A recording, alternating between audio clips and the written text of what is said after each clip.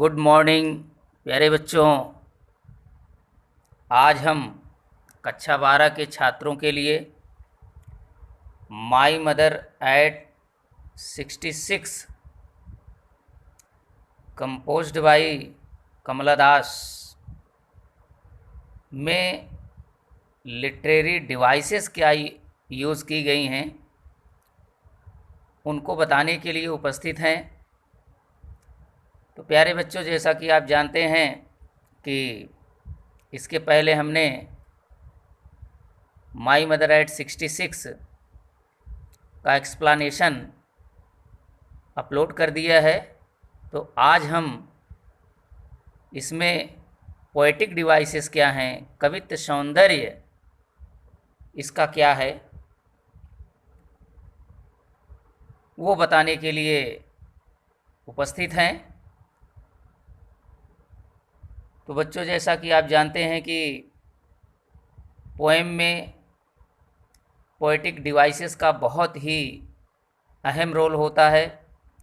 बिना poetic devices के poem बिल्कुल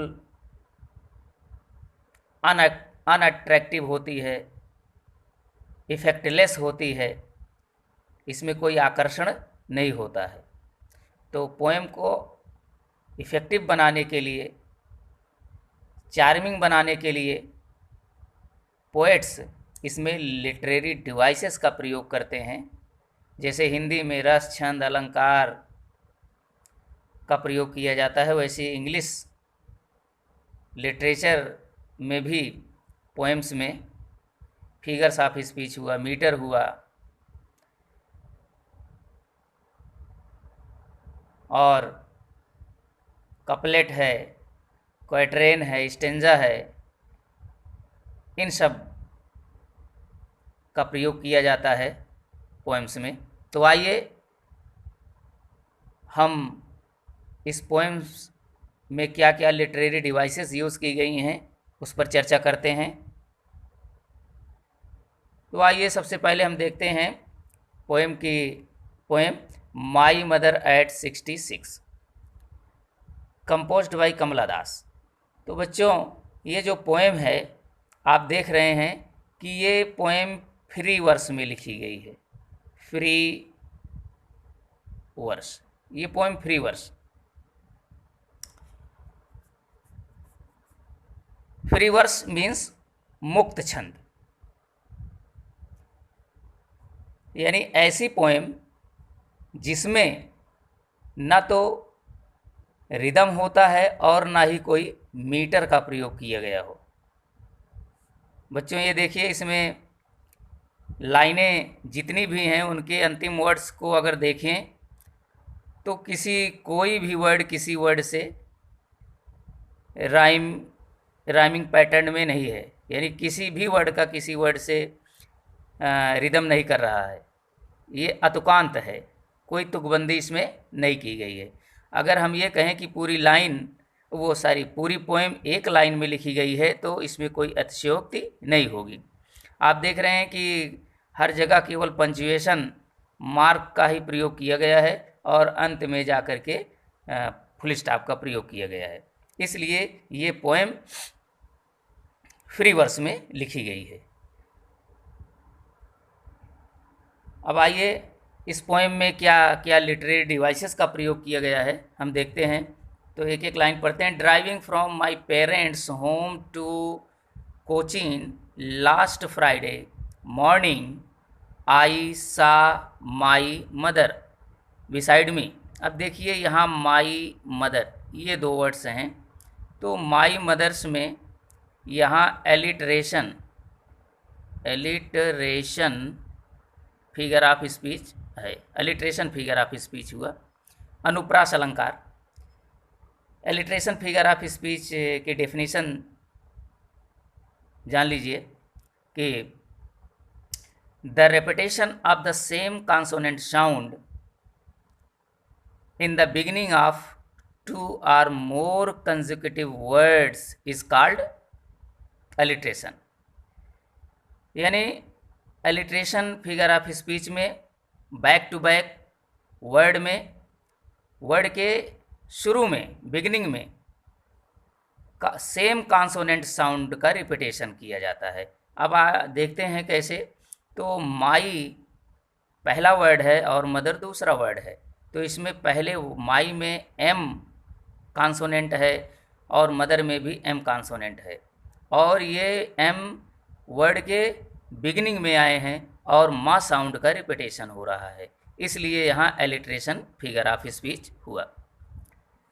अब आगे देखते हैं कि beside me doze open mouthed, her face ashen like that of a corpse and realised with pain. अब आगे देखिए, यहाँ से her face ashen like that of a corps.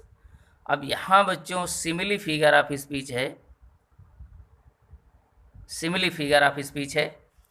Simile figure of speech में, in this figure of speech comparison is made between two objects of different kinds and one point in common, and the words of comparison like, so, as, like and such as etc words are used। तो आपने अभी definition सुना कि simile figure of speech में comparison किया जाता है। Simile नाम से ही पता चलता है कि उपमा अलंकार इसमें तुलना की जाती है, और वो भी तुलना दो अपोजिट थिंग्स में की जाती है, दो अपोजिट चीज़ों में की जाती है, लेकिन उनमें किसी न किसी बात को लेकर के समानता होनी चाहिए। और तुलना करने वाले शब्द जैसे लाइक, सो, एज, सच एज इत्यादि शब्दों का प्रयोग किया जाता है। तो हम आगे देखते हैं, इस लाइन को पढ़ते हैं। हर फेस एसन लाइक, यहाँ एक शब्द लाइक लगा हुआ है, और दो शब्द हैं यहाँ, हर फेस और यहाँ अ कार्ब्स। तो दोनों में तुलना की गई है, दोनों अपोजिट थिंग्स हैं।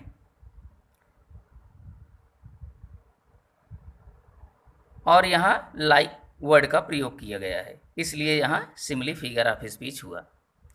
अब आगे बढ़ते हैं।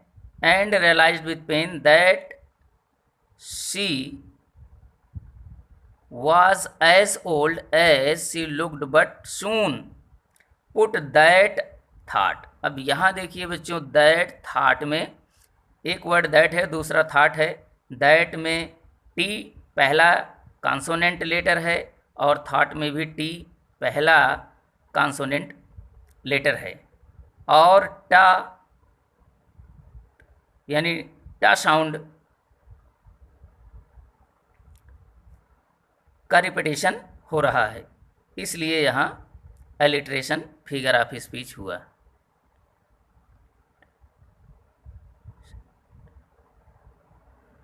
अब आगे देखिए, लुक्ड एट यंग ट्रीज। अब ये यंग ट्रीज स्प्रिंटिंग, ये देखिए trees sprinting, sprinting means running behind, पीछे भागना।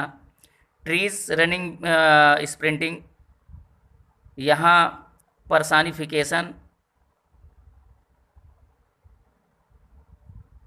ये पर्सनिफिकेशन फिगर ऑफ स्पीच हुआ। Personification is a figure of speech in which lifeless things and inanimate lifeless things and abstract ideas are thought of as living being.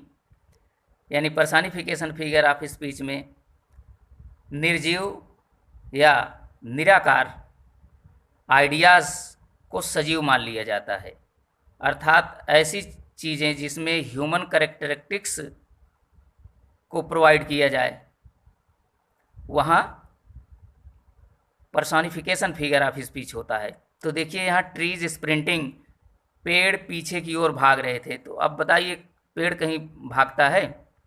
लेकिन यहाँ trees को personified कर दिया गया है, ट्रीज़ को मानवीकृत कर दिया गया है एज ए ह्यूमन बीइंग। जैसे ह्यूमन बीइंग्स दौड़ते हैं, वैसे ही ट्रीज़ को यहाँ दौड़ते हुए ये पोएटेस कमला दास ने दर्शाया है, इसलिए यहाँ पर्सनिफिकेशन फिगर ऑफ स्पीच हुआ। अब आइए द मेरी चिल्ड्रेन स्पिलिंग। अब यहाँ देखिए, यहाँ मेरी चिल्ड्रेन स्पिलिंग है, यहाँ मेटाफर फिगर ऑफ स्पीच है, यहाँ मेटाफर फिगर ऑफ स्पीच है। मेटाफर फिगर ऑफ स्पीच में एक छोटी सी इसकी परिभाषा एक लाइन की है, metaphor figure of speech is an implied simile, यानी यह एक अव्यक्त सिमिली होता है, और इसमें जो कंपेयरिंग वर्ड्स हैं या द वर्ड्स ऑफ कंपेरिजन लो सो लाइक एज, इनका प्रयोग नहीं किया जाता है, क्योंकि दो विरोधी चीज़ों को समरूप कर दिया जाता है, आइडेंटिफाई कर दिया जाता है। तो यहाँ देखिए, द मेरी चिल्ड्रेन, प्रसन्न बच्चे, खुश बच्चे, यानी इतना खुश जितना कि बच्चे, यहाँ एज शब्द नहीं लगा है, इस मेरी और चिल्ड्रेन को कंप्राइज्ड कर दिया गया है, आइडेंटिफाई कर दिया गया है, इसलिए है मेटाफर फिगर ऑफ स्पीच हुआ। Out of their homes but after the airport security check standing a few yards. अब आगे देखिए,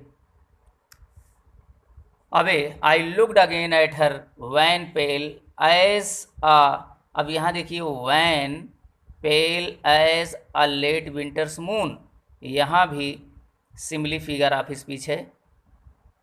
ये सिमिली की डेफिनेशन हमने पहले बता दिया है, बताने की कोई आवश्यकता नहीं है। और यहाँ भी देखिए एज का प्रयोग किया गया है, जैसा कि हमने बताया लाइक सो एज, इन शब्दों का प्रयोग किया जाता है।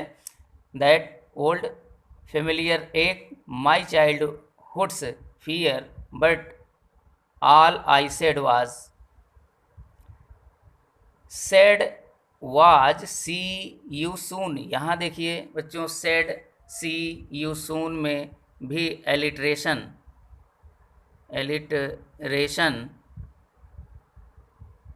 एलिट्रेशन फिगर ऑफ स्पीच है। इसमें देखिए सेड में यस है, सी में एस है और सून में एस है, यानी ये तीनों कॉन्सोनेंट हैं, और सा साउंड रिपीट किया गया है। अब आगे देखिए, यहाँ यहीं से देखिए आगे सी यू सून अम्मा, और यहाँ अम्मा ये है, ये अपॉस्ट्रॉफी है, अपॉस्ट्रॉफी फिगर ऑफ स्पीच है, क्योंकि यहाँ उसने अपनी माँ को अम्मा कह करके संबोधित किया है, एड्रेस किया है, तो यहाँ अपॉस्ट्रॉफी फिगर ऑफ स्पीच हुआ। अब आगे देखिए, all I did was smile and smile and smile, यहाँ देखिए smile and smile and smile, ये देखिए यहाँ पर रेपिटेशन फिगर ऑफ स्पीच है, यानी स्माइल शब्द का रेपिटेशन किया गया है 3 बार, तो यहाँ रेपिटेशन फिगर ऑफ स्पीच हुआ। रेपिटेशन यहाँ इसको एम्फेसाइज करने के लिए किया गया है, इसलिए इस शब्द को प्रोमिनेंट बना दिया है, एम्फेसाइज कर दिया है इस लाइन को, इसलिए यहाँ रेपिटेशन फिगर ऑफ स्पीच हुआ। तो प्यारे बच्चों, हम आशा करते हैं कि जो हमने इस पोएम में लिटरेरी डिवाइसेस यूज़ की गई थी उनका हमने लाइन बाय लाइन आपको बताया है, और हम आशा करते हैं कि आप लोगों को पसंद आया होगा। Thank you.